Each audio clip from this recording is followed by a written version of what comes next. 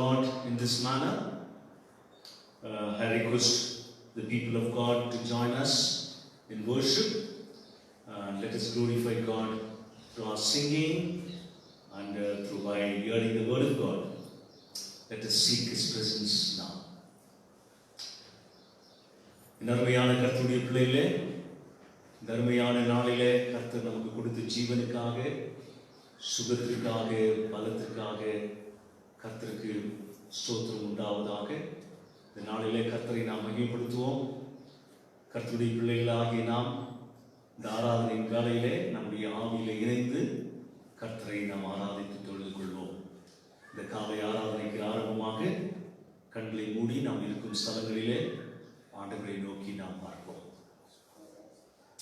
பரலோகத்தின் தெய்வமே, இந்த அருமையான காலை நாளையிலே உம்முடைய பிள்ளைகளாகிய நாங்கள் எங்களுடைய இல்லங்களிலேயே இருந்து கொண்டு இந்த வாரத்தின் முதல் நாள் காலையிலே கர்த்தருடைய நாளிலே கர்த்தரை தொழுது கொள்ள எங்கள் நேரங்களை ஒதுக்கி உம்முடைய பாதத்திலே நாங்கள் அமர்ந்திருக்கிறோம். இந்த காலை எங்கள் தொழுகையின் சமயத்தில் கர்த்தருடைய ஒப்பற்ற பிரசனம் எங்கள் ஒவ்வொருவரோடும் எங்களுடைய இல்லங்களிலே உம்முடைய சமூகம் நிறைந்திருக்கட்டும். அப்பா, இந்த காலையிலே எங்கள் வாய்களை திறந்து உம்முடைய பிள்ளைகளாக இணைந்து உம்மை துதிக்க விரும்புகிறோம், உம்மை ஸ்தோத்திரிக்க விரும்புகிறோம், உம்மை போற்ற விரும்புகிறோம், உம்மை வணங்க விரும்புகிறோம். ஆராதனைக்கும் துதிக்கும் ஸ்தோத்திரத்திற்கும் பாத்திரர் நீர் ஒருவரே. இந்த காலையிலே எங்கள் தொழுகையை நீர் ஏற்றுக்கொள்ளும். உடைய பிள்ளைகள் ஆண்டவரே ஆவியில் இணைந்து எங்களோட பாடி துதிக்கும் போது, ஸ்தோத்திரிக்கும் போது எங்கள் தொழுகையை நீர் ஏற்றுக்கொள்ளும். இந்த காலையில் எங்கள் மத்தியில எங்கள் ஒவ்வொருவருடைய இல்லங்களிலே உடைய பிரசனம் நிறைந்து உடைய பிள்ளைகளோடு இடைப்படும்படியாக, உடைய பிள்ளைகளோடு நீர் பேசும்படியாக, உடைய பிள்ளைகள் உண்மை தொழுது கொள்ளும்போது கர்த்தர் தொழுகையை அங்கீகரித்து ஏற்றுக்கொள்ளும். இந்த சமயத்தை உடைய கருத்தில் ஒப்புக் கொடுக்கிறோம், எங்களை தாழ்த்தி ஒப்புக் கொடுக்கிறோம். துதி கனம் மகிமைக்கே செலுத்தி இயேசுவின் நாமத்திலே தாழ்மையோடும் பணிவோடும் இருக்கிறேன் ஜீவனுள்ள பிதாவே. ஆண்டவரை துதித்து ஸ்தோத்திரிப்போமாக.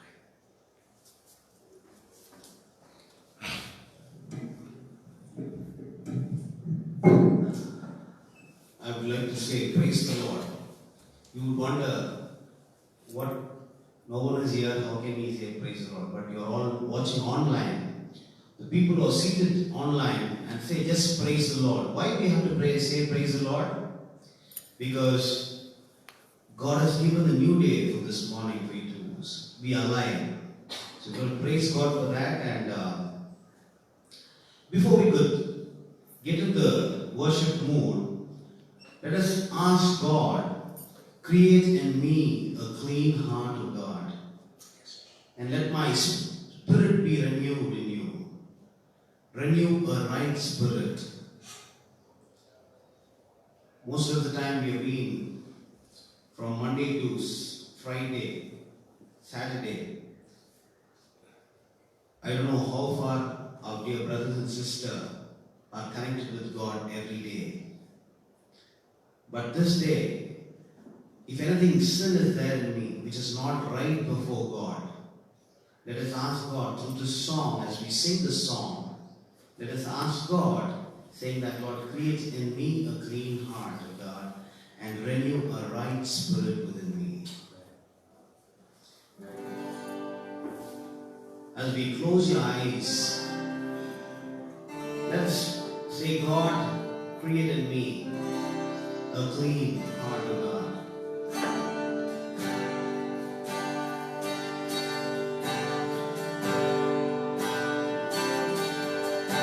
Create to me a clean heart, Lord, and renew right spirit within me.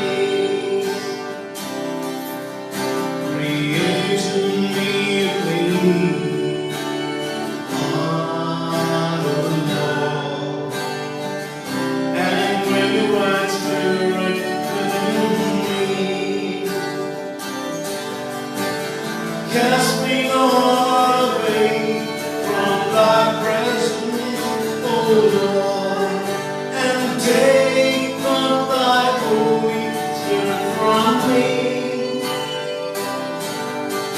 Restore unto me the joy of thy salvation, and renew thy spirit within me. Cast me not away from thy presence, O Lord, and take not thy Holy Spirit from me. Restore unto me the joy of thy salvation, and renew thy spirit within me.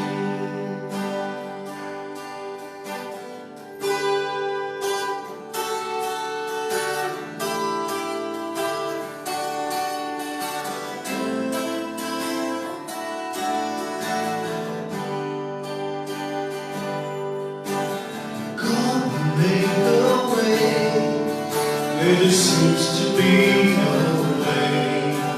He works in ways we cannot see. He will make a way for me.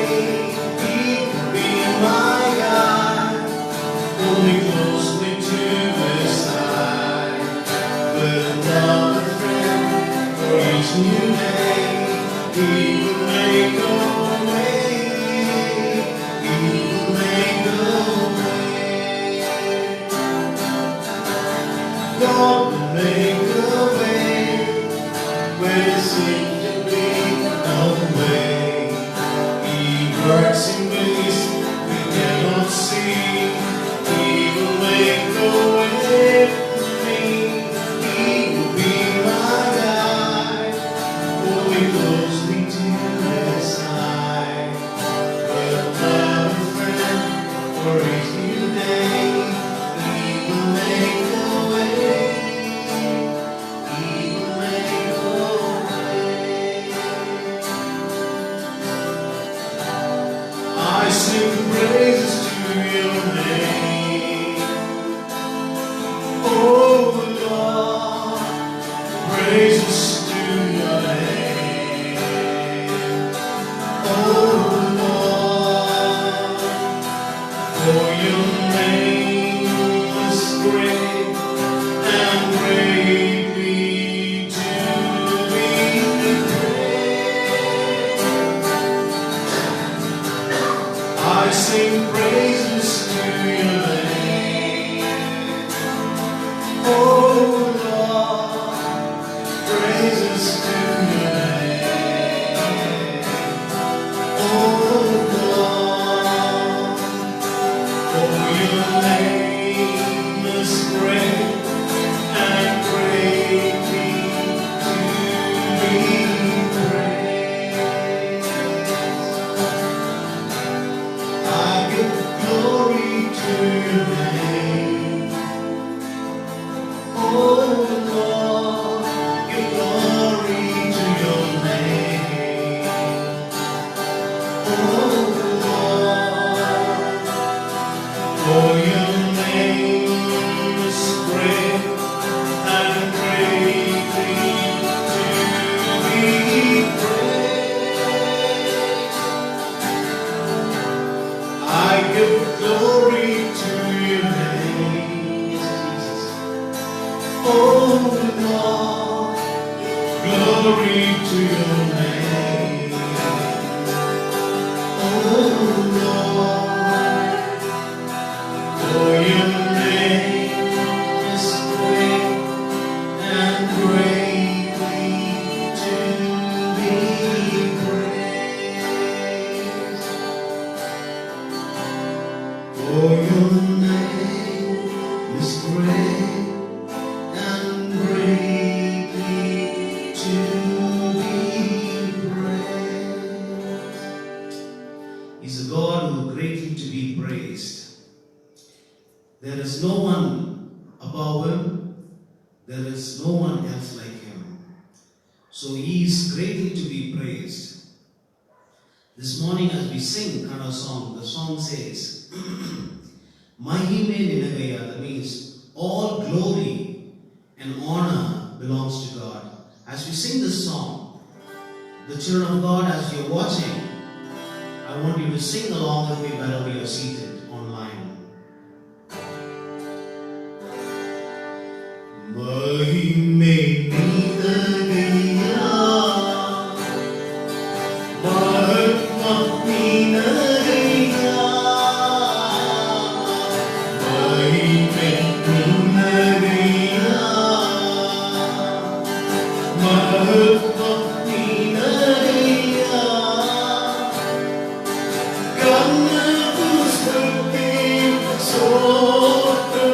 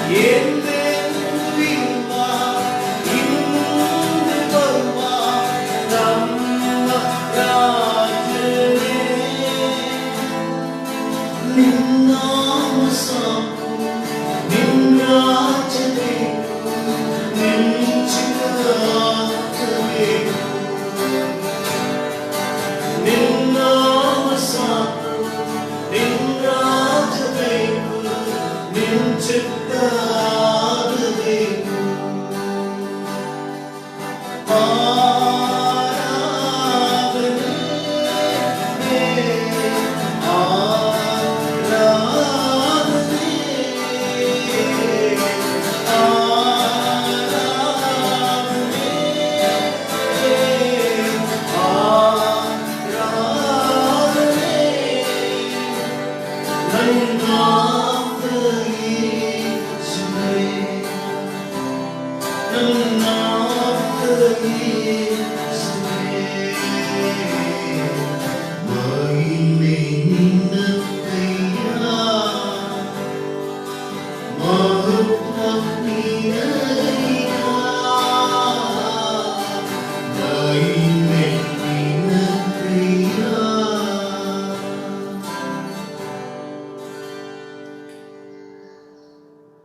பாடலை பாடி கர்த்தரை ஆராதிப்போம்.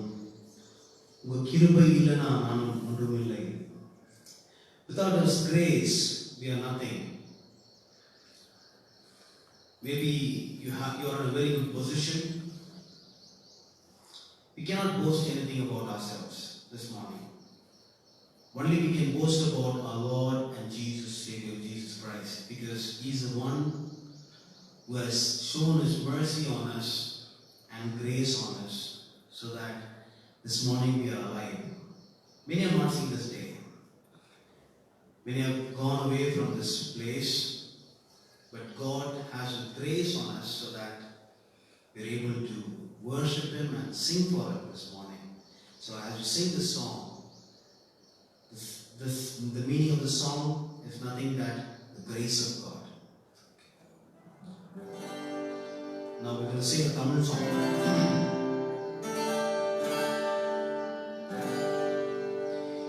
என்னை அழைத்தவரே, என்னை கொண்டவரே, நீர் இல்லாமல் நான் இல்லையே. என்னை அழைத்தவரே, என்னை கொண்டவரே, நீர் இல்லாமல் நான் இல்லையே.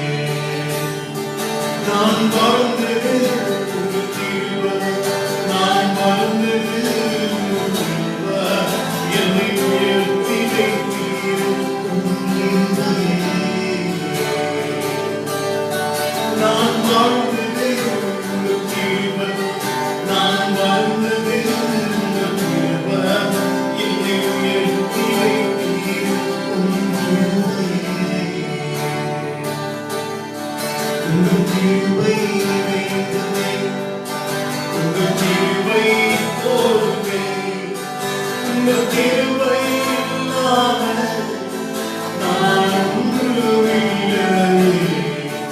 உங்கள் கிருபை நிறைந்ததே, உங்கள் கிருபை போதுமே, உங்கள் கிருபை இல்லாமல் நான் ஒன்றுமில்லை.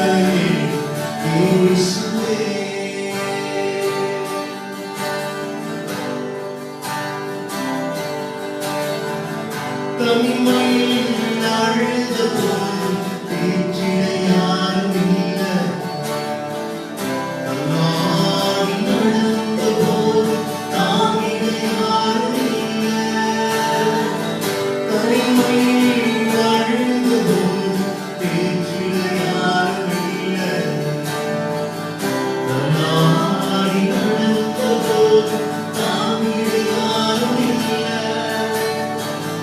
கவலை அழுத நேரத்தில் என் பணியை குறைந்த உங்கள் கிருபை, உங்கள் கிருபை இல்லைனா நான் இல்லை. உங்கள் கிருபை இல்லைனா நான் இல்லை. உங்கள் கிருபை வேண்டுமே, உங்கள் கிருபை போதுமே, உங்கள் கிருபை இல்லாமல் நான் ஒன்றுமில்லை. உங்கள் கிருபை வேண்டுமே, உங்கள் கிருபை போதுமே, உங்கள் கிருபை இல்லாமல்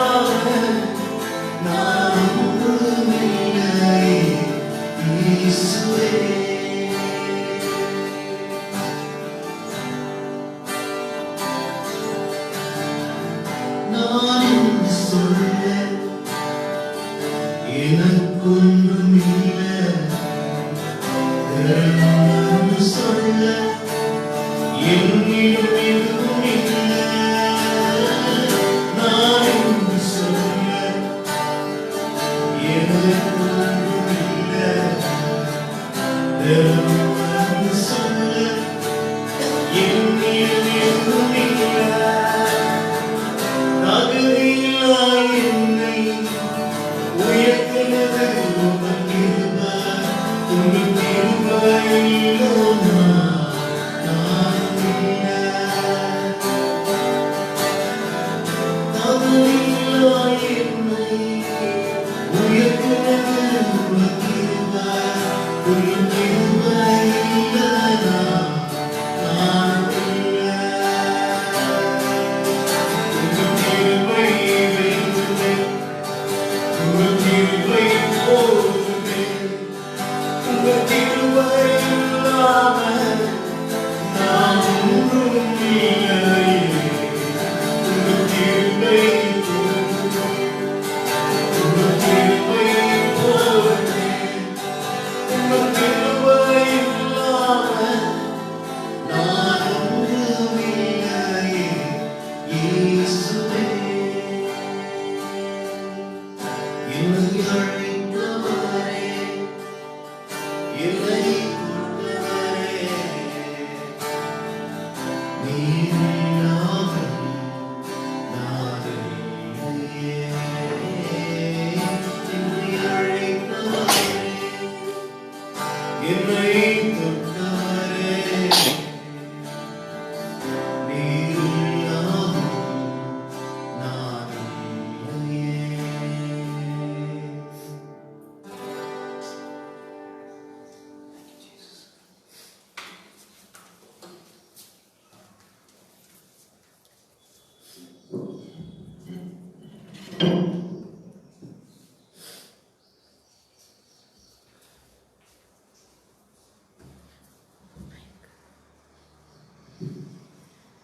I would like to introduce the title of today's message this morning.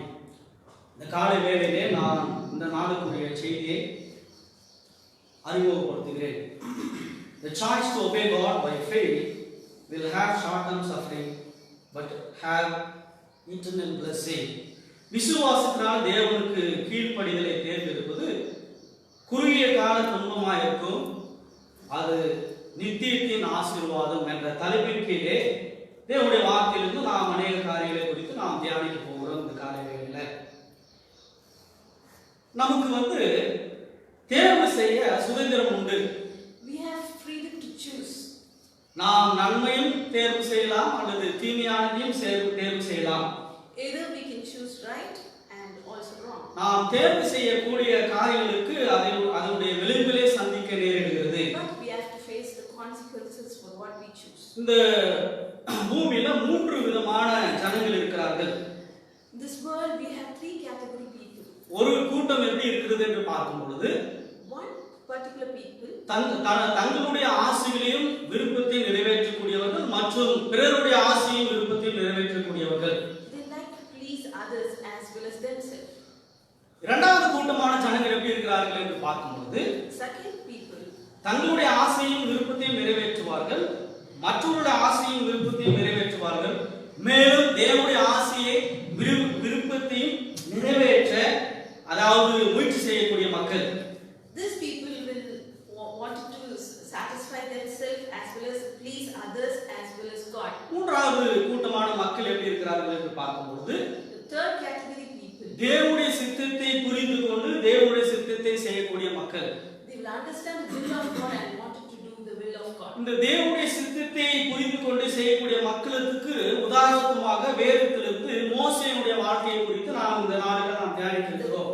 I would like to take an example from Moses' life for this third category people. யாத்திராகமம் 1வது அதிகாரம் 1லிருந்து 22 வரை நாம் வாசிக்கும் போது அங்கே பார்க்கிறோம், Exodus 1:1-22, if you see there, இஸ்ரவேலர்களுடைய கஷ்டமான வாழ்க்கையும் கசப்பான அனுபவத்தின் குறித்து நாம் பார்க்கிறோம். we see the bitterness experience of Israelites and their sufferings. அதே அதிகாரத்தில் கடைசி வசனத்துக்குள்ளாய் நாம் கடந்து போகும் பொழுது Same chapter, in the last verse, if you see, இஸ்ரவேல் ஜனங்களிலே பிறக்கக்கூடிய ஆண் பிள்ளைகள் எல்லாம் நைல் நதியிலே போட பார்வோன் வந்து கட்டளையிடுகிறான். Pharaoh orders to kill all the male child of Israelites. இப்படிப்பட்ட ஒரு சூழ்நிலையில அந்த குறிப்பிட்ட அந்த குழந்தையின் மேல ஆணுடைய கிருபை இருந்தது. அந்த சூழ்நிலையிலிருந்து பாதுகாக்க God's grace was upon this child to save this child. அந்த குழந்தையின் மேல ஆணுடைய கிருபை எப்படியா இருந்தது என்று பார்க்கும்போது, How the grace of God was with this child, if you see. அதாவது யார் வந்து அந்த குழந்தைகளை அழிக்க திட்டமிடுகிறானோ அவனுடைய குமாரத்தையே ஆண்டவர் அனுப்புகிறார் அந்த குழந்தையை காப்பாற்ற. The Pharaoh who tried to kill the male child, the same Pharaoh's daughter, God sent this Pharaoh's daughter to save this child. இந்த காரியத்தை நாம் பார்க்கும் பொழுது நம்முடைய வாழ்க்கையில புரியக்கூடிய காரியம் என்ன அப்படின்னு பார்க்கும் பொழுது, You see all these things, incidents in our lives, what? தேவனால மாத்திரமே சரியான நேரத்துல சரியான பாதுகாப்பை கொடுக்க முடியும். Only God can protect us from the right time and save us rightly. மேலும் ஆண்டவர் செய்த காரியம் என்ன அந்த குழந்தை மேல அப்படின்னு பார்க்கும்போது, Later what God did to this child. அந்த குழந்தையின் தாயே ஆண்டவர் அனுப்புகிறார் அந்த குழந்தையை பாதுகாக்க, அந்த குழந்தையை வளர்க்க. God sends the child's mother herself to protect the child. காரணம் என்னவென்று பார்க்கும்போது, The reason is, கூலிக்கு அமுக்கும் பெண் உண்மையாகவும் அர்ப்பணிப்புள்ள அன்பும் அக்கறையும் காட்ட முடியாது. if they hire a maid to take care of the child, she won't take care as a mother. இந்த குழந்தையாகப்பட்டது தேவனுடைய நோக்கத்திற்காக வளர்க்கப்பட வேண்டும். This child has to be raised for the God. அப்போ இந்த குழந்தையாகப்பட்டது தேவனுடைய நோக்கத்திற்காக வளர்க்கப்பட வேண்டும் என்றால் The child has to be raised for the purpose. ஆவிக்குரிய தாய் தேவைப்படுகிறது. He needed a spiritual mother. ஆவிக்குரிய மதத்தை தாய் எதற்காக தேவைப்படுகிறது என்று பார்க்கும் பொழுது, Why he needs a spiritual mother? அந்த குழந்தைக்காக ஜெபிக்க, To pray for the child. அந்த குழந்தையை வந்து ஆண்டுடைய வார்த்தையை அந்த குழந்தைக்கு கற்றுக் கொடுக்க, To teach about the word of God to the child. ஆண்டவருக்கு பயப்படக்கூடிய பயத்தை அந்த குழந்தைக்கு கற்றுக் கொடுக்க, To teach him the fear of God. அது மாத்திரமல்ல ஆண்டுடைய அன்பை அந்த குழந்தைக்கு கற்றுக் கொடுக்க வேண்டும். Teach him the love of God. இதுதானே ஆகையினால் தானே ஆண்டவர் ஆவிக்குரிய மதரை, ஆவிக்குரிய தாயை அந்த குழந்தைக்கு ஆயத்தம் செய்கிறார். So only God chose a spiritual mother to take care of the child.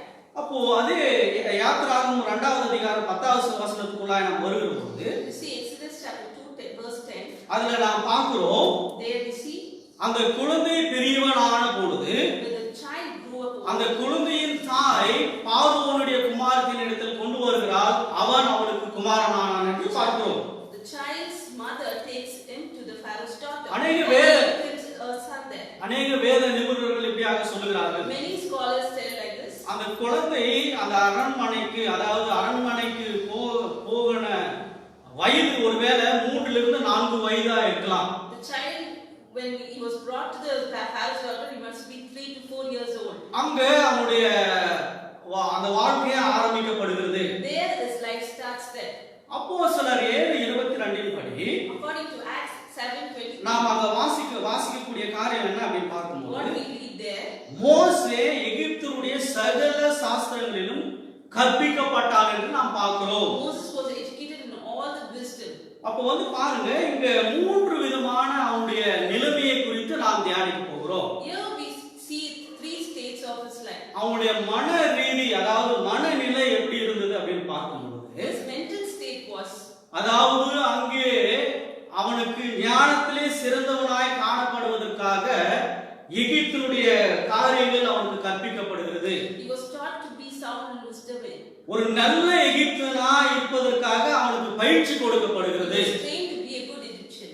இஸ்ரவேலனாய் இருக்கக்கூடிய அந்த மோசே எகிப்தியனாய் வளர்க்கப்படுகிறான். He was raised as an Egyptian, though he was an Israelite. இன்னொரு நிலைப்பாடு என்ன அப்படின்னு பார்க்கும்போது, Second thing, பார்வோனுடைய குமாரத்தின் மகன் எனப்பட்டான். he was called as son of Pharaoh's daughter. பார்வோனுடைய குமாரத்தின் மகன் எனப்பட்டான் என்றால் அதில் அநேக காரியங்கள் அடங்கியிருக்கு. If he is called as Pharaoh's daughter's son, there are many things in that. அது என்னென்ன அடங்கியிருக்கு அந்த பேர்ல? In that name, மரியாதை, his respect, கணம், honor, வல்லமை, power, அதிகாரம். and authority. இப்படிப்பட்டதான வல்லமை உள்ள ஒரு மனுஷனாய் அங்க காணப்படுகிறார். He was so authoritative there. அது மாத்திரமல்ல, பார்வோனுடைய குமாரத்திக்கு உண்டானதெல்லாம் மோசேக்கு சொந்தமானது. Whatever belongs to Pharaoh's daughter, it all belonged to Moses. ஒருவேளை பணமா இருக்கலாம், Maybe money, செல்வமா இருக்கலாம், maybe wealth, அல்லது செழிப்பான வாழ்க்கையா இருக்கலாம். and prosperity. மூன்றாவது அவனுடைய நிலைப்பாடு என்ன அப்படின்னு பார்க்கும்போது, The third status. மோசே திக்குவாய் மந்த நாவும் உள்ளவன் என்று யாத்ராகமம் 4:10 நாம் வாசிக்கிறோம். Exodus 4:10 says Moses he had a stammering tongue. ஒருவேளை திக்குவாய் மந்த நாவும் உள்ளவனா இருந்தாலும் கூட, Though he had a stammering tongue, அப்போஸ்தலர் 7:22 படி according to Acts 7:22, வாக்கிலும் செய்கையிலும் வல்லவனானான் என்று நாம் பார்க்கிறோம். he was powerful in speech and action. ஒருவேளை அவருடைய சரீரத்தில் குறைச்சல் இருந்தாலும் கூட, Maybe he has some drawbacks in his physical. அவருடைய வார்த்தையில அதாவது வாக்கிலும் செய்கையிலும் வல்லவனானான் என்று நாம் But he பார்க்கிறோம். had powerful in the speech and action.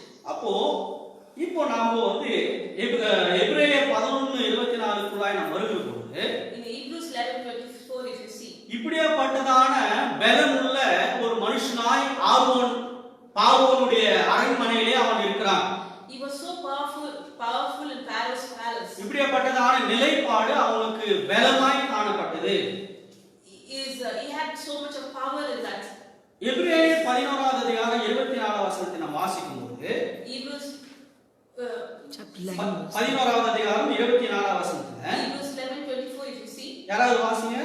By faith, Moses, when he became of age, refused to be called the son of Pharaoh's daughter. விசுவாசத்தினாலே மோசே தான் பெரியவனான போது பார்வோனுடைய குமாரத்தின் மகன் எனப்படுவதை வெறுத்தான் என்று நாம் பார்க்கிறோம். By faith, Moses, when he had grown up, refused to be called as Pharaoh's. இந்த சிச்சுவேஷனை பத்தி நமக்கு நல்லா தெரியும். We understand the situation very well. அந்த பார்வோனுடைய அரண்மனைக்கு யார் மோசேயை கொண்டு போனது? Who took Moses to the Pharaoh's palace? அங்க இருக்கக்கூடிய ஆசீர்வாதத்தை எல்லாம் பெற செய்தது யாரு? And who gave him all those blessings there? இதுல சந்தேகம் இல்லை, ஆண்டவர் அவனை அந்த இடத்துக்கு கொண்டு போனார். No doubt it was God who took him there. அப்போ இன்னைக்கு அநேக சூழ்நிலையில நாம் இந்த காரியத்தை இப்படியாக நினைச்சு பார்ப்போம். Today, in many circumstances, we think and feel it. ஒருவேளை நாம் இப்படியாக நினைத்து பார்ப்போம்.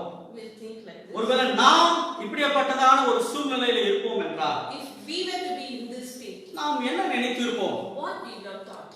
ஆண்டவர் பார்வோனுடைய அரண்மனைக்கு என்னை கொண்டு வந்திருக்கிறார். God brought me to Pharaoh's palace. இப்படிப்பட்டதான ஆசீர்வாதங்கள் எல்லாம் எனக்கு கொடுத்திருக்கிறார். God has given me all these blessings. ஆகையினால இந்த ஆசீர்வாதத்தை நான் அனுபவிப்பேன் என்று ஒருவேளை நாம் நினைத்திருப்போம். So I can enjoy all these blessings what God has given me. ஆண்டவர் மோசேயை பார்வோனுடைய அரண்மனைக்கு கொண்டு போன நோக்கம் அந்த இடத்திலே அவன் அனுபவிக்க அல்ல ஆசீர்வாதங்களை. God took Moses to the Pharaoh's palace not to experience all the blessings what God is experiencing there. ஆண்டவருடைய நோக்கம் மோசே அந்த இடத்துல கொண்டு போனது மீண்டுமாக கொண்டு வந்து, அதாவது எகிப்திலே அடிமைத்தனத்தில் இருக்கக்கூடிய இஸ்ரவேல் ஜனங்களை ரட்சிப்பதுதான் ஆண்டவருடைய சித்தமாகவும் இருந்தது. God's intention is to bring Moses to the palace. It is not to be experiencing his pleasure there, but in turn he has to come and deliver the people from the bondage of the Egyptians. அதாவது ஆண்டவருடைய சித்தத்தை அவன் புரிந்து கொண்டு ஆண்டவருக்கு கீழ்ப்படிகிறதை நாம் பார்க்கிறோம். We see here he understood the will of God and he obeyed. அதாவது அப்போஸ்தலர் 7:23 படி நாம் பார்க்கிறோம். According to Acts 7:23, நாம் வாசிக்கும் போது அவனுக்கு 40 வயதான பொழுது, we see here when Moses was 40 years, இஸ்ரவேல் புத்திரராகிய தன்னுடைய சகோதரரை கண்டு சந்திக்கும்படி அவனுடைய இருதயத்தில் எண்ணம் உண்டாயிற்று என்று நாம் பார்க்கிறோம். he had the urge to see his brothers and his family. அப்ப தன்னுடைய சகோதரரை கண்டு சந்திக்கும் போதே அவனுடைய இருதயத்தில் எண்ணம் உண்டானது என்று பார்க்கிறோம். இப்படிப்பட்ட ஒரு சூழ்நிலையில We see in this situation he had the urge to see the brother and sister of the family. அநேக காரியங்களை நாம் அநேக நேரத்தில் மறந்து விடுகிறோம். Many times we forget many things. ஏனென்றால் நம்மை சுற்றிலும் அநேக பொறுப்புகளும் கடமைகளும் இருக்கு செய்ய. Because we have so much of commitment and responsibility around us. நமக்கு இருக்கக்கூடிய அந்த பொறுப்பிலும் அதாவது கடமைகளையும் செய்வதற்காக அநேக காரியங்களை செய்ய வேண்டிய காரியங்கள் காரியங்களை செய்ய மறந்து விடுகிறோம். In doing all these responsibility works and we forget to do many things. சில சமயத்துல நம்ம ரொம்ப சந்தோஷமா இருந்தா கூட சில காரியங்களை செய்யக்கூடிய காரியங்களை மறந்துடுவோம். If we are happy also we forget many things. சில சமயத்துல ரொம்ப மோசமான ஒரு சூழ்நிலையில கஷ்டத்திலையும் துன்பத்திலையும் நாம் இருக்கும்போது கூட செய்ய வேண்டிய காரியத்தை செய்ய மறந்துடுவோம். And if we are very sad and we are depressed that time we also forget many things to do. அப்ப 40 வயதிலே தன்னுடைய சகோதரர்களை சந்திக்க அவருடைய மனதிலே எண்ணம் உண்டானது என்றால் பார்க்கும் பொழுது அந்த காரியத்தை பார்க்கும்போது ஏறக்குறைய 36 இருந்து 37 வருடங்கள் அதாவது நீண்ட இடைவெளியாய் இருக்கிறது. He had a gap between 36 to 37 years from the age of 4 when he was in the palace till he delivered to meet the loved ones. அரண்மனை வாழ்க்கையும் அங்குள்ள சூழ்நிலையும் மோசேயுடைய கண்களை குருட்டாக்கவில்லை. The palace life and the situation there did not blind Moses. அப்போ பாருங்க இன்னைக்கு இருக்கக்கூடிய மக்கள் எப்படி இருக்கிறார்கள் என்று பார்க்கும்போது Now we see what sort of people. ஒரு நிலையில இருந்து இன்னொரு நிலைக்கு போகிற பொழுது எல்லாவற்றையும் மறந்து விடுகிறார்கள். God bless them in from one level to another, they forget everything. அதாவது அந்த நிலைக்கு கொண்டு போனவரையும் மறந்து விடுகிறார்கள். They forget the person who has taken them to that place. அந்த கொண்டு போன நோக்கத்தையும் மறந்து விடுகிறார்கள் இன்னைக்கு இருக்கக்கூடிய மக்கள். And also the intention for reaching the level. ஆனால் இப்படிப்பட்ட ஒரு சூழ்நிலையில் தானே மோசே பார்வோனுடைய குமாரத்தின் மகன் எனப்படுவதை அவன் வெறுக்கிறான். So in this situation only he refused to be called as Pharaoh's daughter's son. தேவனுடைய சித்தத்தை செய்ய தேவனுக்கு அவன் கீழ்ப்படிந்தான் என்று நாம் பார்க்கிறோம். To do the will of God he obeyed God. அதே எபிரேயர் 11:25 படி நாம் வாசிக்கும்போது same Hebrews 11:25 if you see அநித்தியமான பாவ சந்தோஷங்களை அனுபவிப்பதை பார்க்கிறோம் தேவனுடைய ஜனங்களோட துன்பத்தை அனுபவிப்பதை தெரிந்து கொண்டான் என்று நாம் பார்க்கிறோம். வாசிங்க யாராவது 25 வசனத்துல எபிரேயர் 11:25ல நாம் பார்க்கும் பொழுது அநித்தியமான பாவ சந்தோஷங்களை அனுபவிப்பதை பார்க்கிறோம் தேவனுடைய ஜனத்தோட துன்பத்தை அனுபவிக்க தெரிந்து கொண்டான் என்று நாம் பார்க்கிறோம். Choosing rather to suffer affliction the people of God than to enjoy the passing pleasures of sin. எப்படிப்பட்ட உலகத்திலே நாம் வாழ்ந்து கொண்டிருக்கிறோம்? What sort of a world we are living in? வஞ்சிதமான உலகத்திலே நாம் வாழ்ந்து கொண்டிருக்கிறோம். We are living in a deceitful world. வஞ்சிதமான உலகத்தில் தேவனுடைய சித்தத்தை செய்வது சுலபமான காரியம் அல்ல. It is not that easy to do the will of God in this deceitful world. தேவனுடைய சித்தத்தை செய்யக்கூடிய சில சமயங்களில் நாம் முயற்சிக்கும் பொழுது சில காரியங்கள் திசை திருப்பி விடும். சில சூழ்நிலைகள் திசை திருப்பி விடும். When you are trying to do the will of God, many things come before us and distract us. அப்ப மோசேயினால புரிந்து கொள்ள முடிந்தது.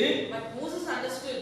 எகிப்தில் உள்ள பொக்கிஷத்தை காட்டிலும் rather than the life of the palace, எகிப்தில் உள்ள வாழ்க்கையை காட்டிலும் the treasures there, ஆண்டவருடைய சித்தத்தை புரிந்து கொண்டு நடப்பது சிறந்தது என்பதை அவன் உணர்கிறான். It's better to understand God's will and walk accordingly. அதே எபிரேயர் 11:26 நாம் வாசிக்கும்போது That's what we see Hebrews 11:20. இனி வரும் பலன் மேல் நோக்கமாயிருந்து Esteeming the reproach of Christ rather than riches. இங்க நீங்க அந்த முழு வசனத்தை வாசிக்கும்போது இனி வரும் பலன் மேல் நோக்கமாயிருந்து எகிப்தில் உள்ள பொக்கிஷங்களிலும் கிறிஸ்துவின் நிமித்தம் வரும் நிந்தை அதிக பாக்கியம் என்று எண்ணினான் என்று நாம் பார்க்கிறோம். Regarded disgrace for the sake of Christ as of great value than the treasure of Egypt because he was looking ahead to his reward. குறிக்கோளற்ற வாழ்க்கை aimless life நம்முடைய வாழ்க்கையை சீர்குலைத்து அழித்துவிடும். will disorder and destroy our life. அப்போ இங்க நாம் பார்க்கக்கூடிய காரியம் என்ன அப்படின்னு பார்க்கும்போது what we see here is இப்படிப்பட்ட உலக பிரகாரமான ஆசீர்வாதத்தை காட்டிலும் நித்தியமான ஆசீர்வாதம் ரொம்ப முக்கியத்துவம் வாய்ந்தது என்பதை அவர் உணர்கிறார்.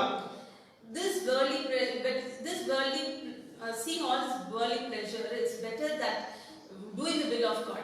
எகிப்தில் உள்ள பொக்கிஷங்களை காட்டிலும் கிறிஸ்துவின் நிமித்தம் வரும் நிந்தை அதிக பாக்கியம் என்று எண்ணினார். You know that suffering for the sake of Christ is greater than the treasure of Egypt. அப்போ இங்க நாம் பார்க்கக்கூடிய ஒரு காரியம் என்ன அப்படின்னு பார்க்கும்போது what we see here அதோட பொருள் என்ன அப்படின்னு பார்க்கும்போது நித்தியத்தின் ஆசீர்வாதத்திற்காக இவ்வுலகத்தை ரட்சிக்க வாக்குத்தத்தம் கொடுக்கப்பட்ட மேசிய வரப்போகும் சந்ததியோடு இருக்க அவன் அந்த காரியத்தை தேர்வு செய்யலாம் என்று நாம் பார்க்கிறோம். He chose to be with the people through whom God had promised that he would send the Messiah to save the world for the eternal blessing. அதுதானே அவனுடைய எதிர்கால நோக்கமும் திட்டமாய் காணப்பட்டது. That was his aim. அப்போ ஒரு மனிதனுடைய வெற்றிக்கு அளவு, உண்மையான அளவு சமூக அந்தஸ்து அல்ல. The true measure of man's success is not his wealth. ஒரு மனிதனுடைய வெற்றிக்கு உண்மையான அளவு கல்வி தகுதி அல்ல. Is not his education. அவனுடைய செல்வம் அல்ல. Not his wealth. அவனுடைய செல்வாக்கும் அல்ல. And fame. அவனுடைய புகழும் அல்ல என்று நாம் பார்க்கிறோம்.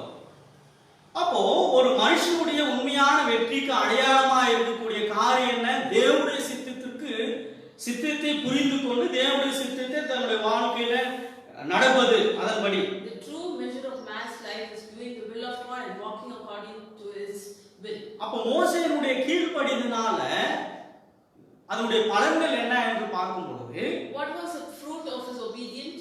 430 வருஷம் எகிப்தில அடிமைத்தனத்தில் இருந்தார்கள் இஸ்ரவேல் ஜனங்கள்.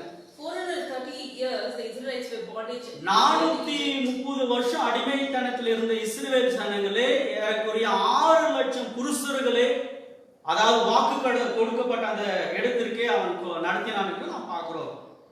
Nearly 6 lakhs people Moses was able to deliver them from the bondage of Egypt. இதுதானே அவன் ஆண்டுடைய சித்தத்திற்கு கீழ்ப்படிந்ததனால அது ஒரு நித்தியத்தின் ஆசீர்வாதமாய் இருந்தது. Because he obeyed God, it was an eternal blessing for him.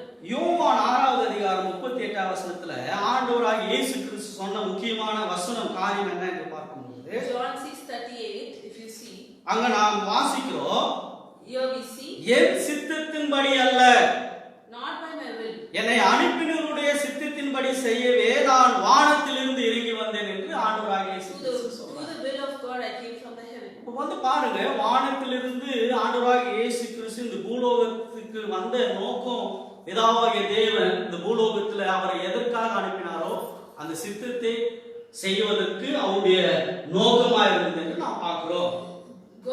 Jesus Christ's intention is to fulfill the desire of the Lord when you sent him. அப்ப ஆண்டவராகிய இயேசு கிறிஸ்துவுக்கு பிதாவாகிய தேவன் கொடுத்திருக்கக்கூடிய அந்த காரியத்தை நிறைவேற்ற அவருடைய சித்தமாக இருந்தது என்றால், நான் உங்களுக்கும் எனக்கும் எவ்வளவு முக்கியத்துவம் வாய்ந்ததா இருக்கிறது ஆண்டுடைய சித்தத்தை இது பூலோகத்துல நான் நிறைவேற்ற. When Jesus Christ was willing to obey the Father's desire, and how far we are here in this world to obey his will. இது ஆண்டுடைய சித்தம் அல்ல. Which is not the will of God.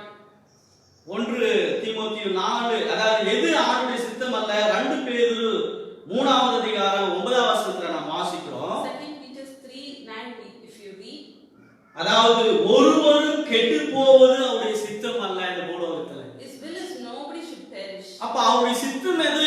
Which is his will? 1 தீமோத்தேயு 2வது அதிகாரம் 4வது வசனத்துல நாம் வாசிக்கிறோம்.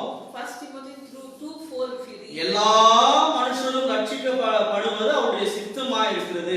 every man in this world should be saved. That was his will. அப்ப இங்க 2 விதமான கூட்டத்தை நாம் பார்க்கிறோம். Here we see 2 type of people here. ரட்சிக்கப்படாதவருடைய வாழ்க்கையில ஆண்டவராகிய இயேசு கிறிஸ்துவினுடைய சித்தம் என்னவா இருக்கிறது? We see the Lord Jesus Christ's will in the unsaved people. அப்போ நீங்க யோவான் 6:40 நாம் வாசிக்கும்போது John 6:40, if you read, அங்க சொல்லப்படக்கூடிய காரியம் என்ன அப்படின்னு பார்க்கும்போது, what it says here, குமாரனை கண்டு அப்படின்ட்டு நாம் பார்க்கிறோம். see the Son. அப்போ குமாரனை கண்டு என்றால் நீங்க பார்க்கிறதுக்கு இது ஒரு சாதாரணமான வார்த்தையா இருக்கு. அதனுடைய அர்த்தம் என்ன அப்படின்னு பார்க்கும்போது, It seems to be very simple word. அது- What is the meaning here? அதனுடைய அர்த்தம் இன்னும் ஆழமா இருக்கிறது. It is a depth meaning. It has a depth meaning. உணர்ந்து, Realizing. என்னத்தை உணர வேண்டும்? What we have to realize? நான் பாவி என்பதை உணர வேண்டும். இதை Realizing that I am a sinner. அப்போ அந்த பாவத்தை அறிக்கை செய்ய வேண்டும்.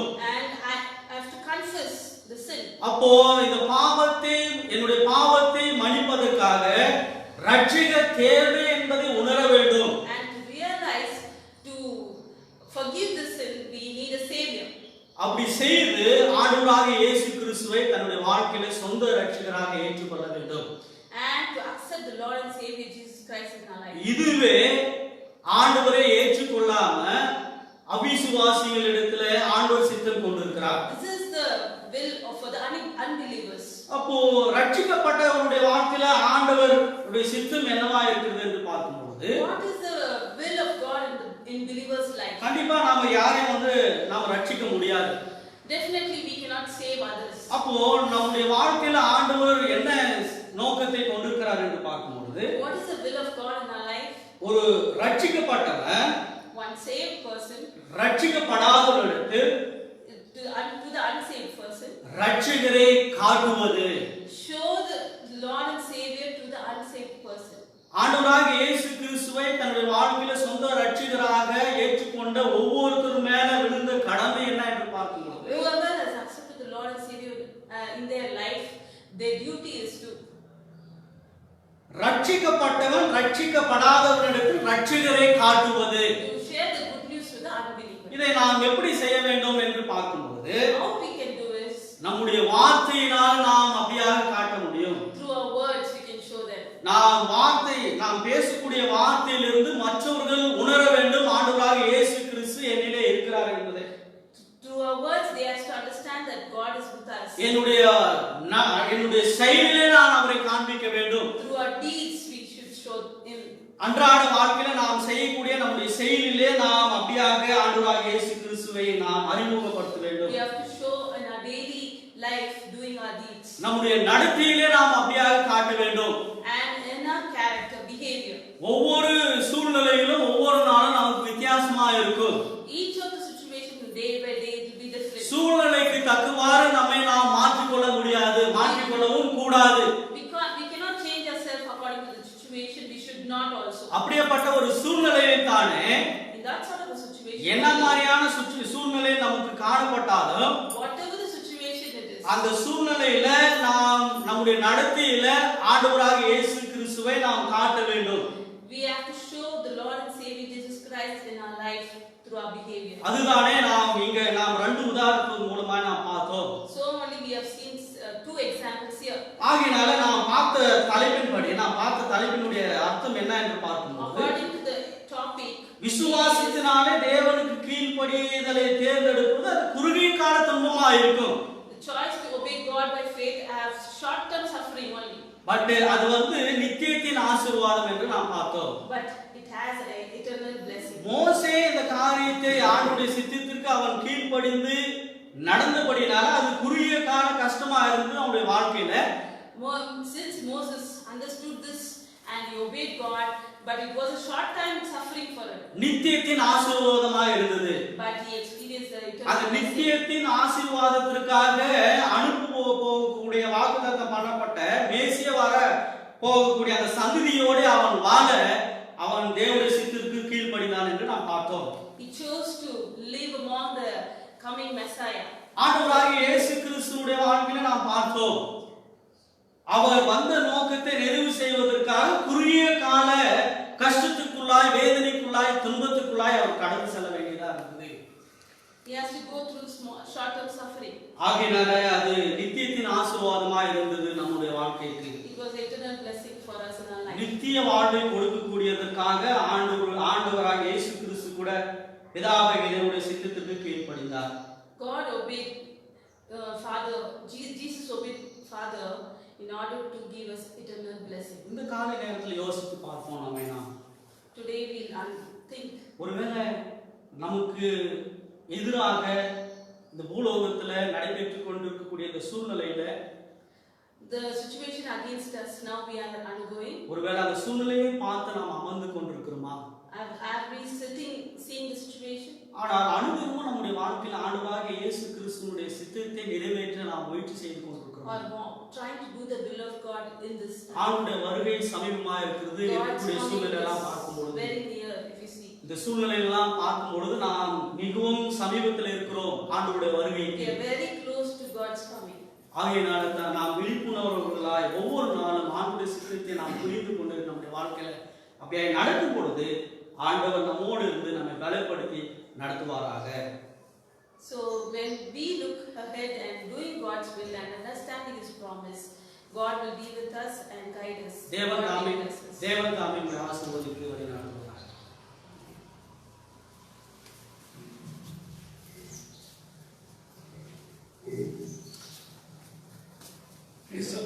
It is how important it is for us to do the will of God. The reason is, even in the Lord's Prayer, Lord has taught us, your will be done on earth as it is in heaven.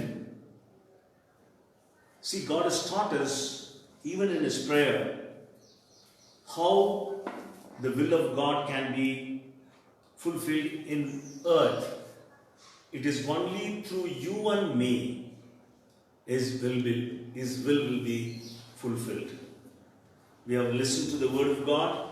What is His prime will for a mankind? None should perish. That's the prime will of God. So it is to do the will of God means all that we do on this earth, when it is attached to the will of God, all that we do, it will lead people to the Lord. என் அருமையான கர்த்தருடைய பிள்ளைகளே, தேவனுடைய சித்தத்தை குறித்ததான செய்தியை கேட்டோம். ஆண்டவர் நமக்கு ஜெபத்திலும் கூட எவ்வாறாக ஜெபிக்க கற்றுக் கொடுத்திருக்கிறார். பரலோகத்திலே உம்முடைய சித்தத்தின்படி செய்வது போல பூமியிலேயும் உம்முடைய சித்தம் செய்யப்படுவதாக என்ற வார்த்தையின் அடிப்படையிலே நமக்கு ஜெபத்தை ஆண்டவர் கற்றுக் கொடுத்திருக்கிறார். அவருடைய சித்தம் இந்த பூலோகத்திலே நடைபெற வேண்டுமானால் நீயும் நானும் அவருடைய சித்தத்திற்கு ஒப்பு கொடுத்தால் மட்டுமே இந்த காரியம் நடைபெறும். அவருடைய சித்தம் என்னவாக இருக்கிறது என்று பார்த்தோம். ஒரு மனுஷனும் கெட்டு போவது, நரகத்திற்கு போவது தேவனுடைய சித்தம் அல்ல. அப்படி என்றால் தேவனுடைய ராஜ்யம் வருவதாக என்றும் ஆண்டவர் நமக்கு கற்றுக் கொடுத்திருக்கிறார். அப்படி என்றால் தேவ ராஜ்யம் இந்த பூலோகத்தில் வர வேண்டுமானால் தேவ மக்கள் தேவனுடைய ராஜ்யத்திலே சேர்க்கப்பட வேண்டும். தேவ ராஜ்யம் நிறைவேற வர நீங்களும் நானும் அவருடைய சித்தத்திற்கு ஒப்பு கொடுப்போமாக. அதற்கு முன்பாக ஜெபிப்பதற்கு முன்பாக ஒரு பாடலை உங்களுக்காக பாட விரும்புகிறேன். தேவ சித்தம் நிறைவேற என்னையும் ஒப்படைக்கிறேன் என்று பாடல். Before I could close the word of prayer, it is the prayer in Tamil is a song in Tamil. It goes like this. I am going to submit myself to the will of God so that His will may be fulfilled in my life.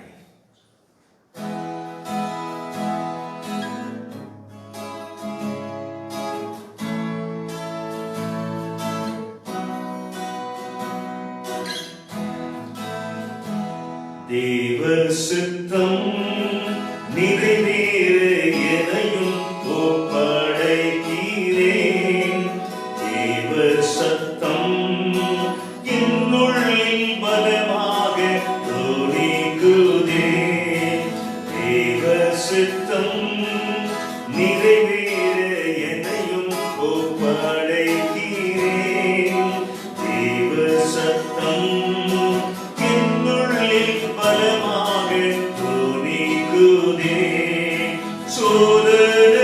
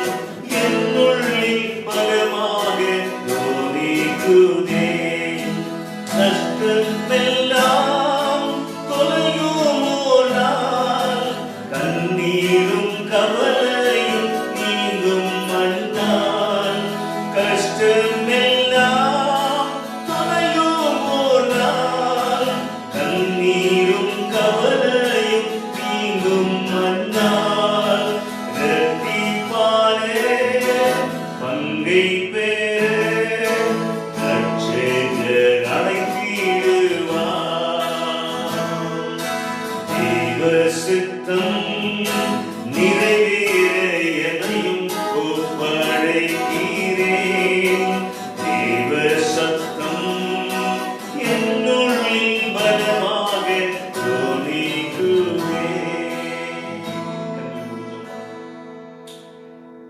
கிருபையும் இரக்கமும் நிறைந்த எங்கள் ஆண்டவரே, இந்த அருமையான வேளையிலே நாங்கள் ஆங்காங்கே ஒன்றாக இணைந்து சபையாக வர முடியாமல் போனாலும் இந்த சூழ்நிலை எங்களை தனியாக எங்களுடைய இல்லங்களிலே குடும்பமாக அமர்ந்து இந்த ஆராதனை வேலைக்கு ஆண்டவரை மதிப்பை கொடுத்து உடைய பிள்ளைகள் எங்களோடு இணைந்து உம்மை ஆராதித்த பிள்ளைகளுக்காக உமக்கு ஸ்தோத்திரம்.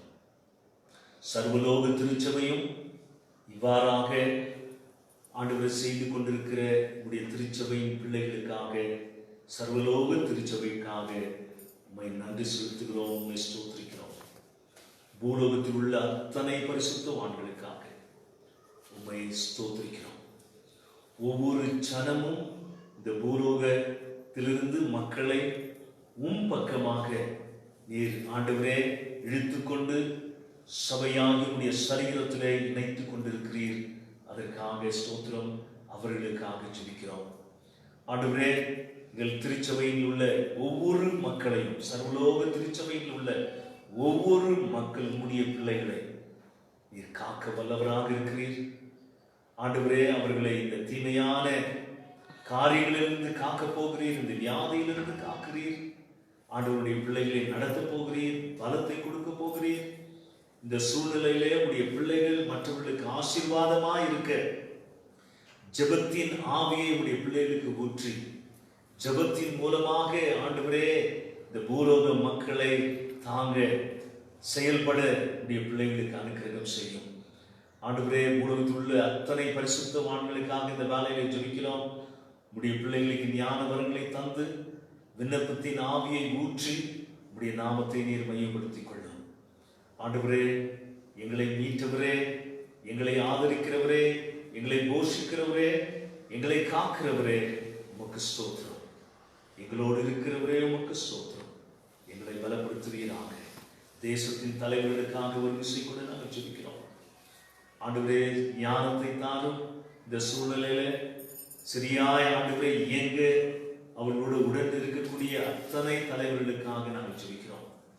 ஆண்டவரே, இப்பொழுதும் கூட வியாதியிலே வேதனையோடு கஷ்டப்படுகிற பிள்ளைகளுக்காக நாங்கள் ஜெபிக்கிறோம்.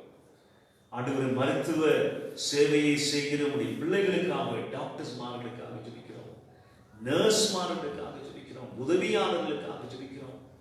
ஆண்டவரே, லேப்ல ஆண்டவரே பரிசோதனை செய்து கொண்டிருக்கிற பிள்ளைகளுக்காக நாங்கள் ஜெபிக்கிறோம்.